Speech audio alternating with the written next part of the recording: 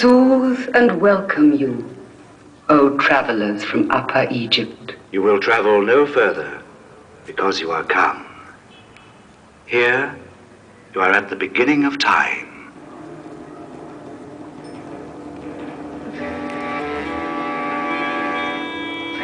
Here was conceived and lived the great week of the creation of the world and the separation of the earth from the waters.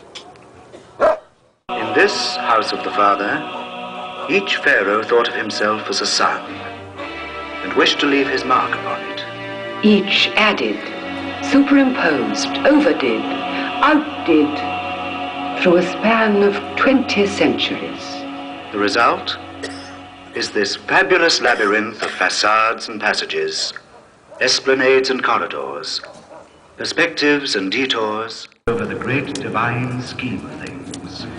Sunrises, eclipses of the moon, dynastic chains, the bark of night, the bowels of immortality. The Father is like unto an aged shepherd. His right hand holds the shepherd's crook that gathers in the dust of the stars. Feather fans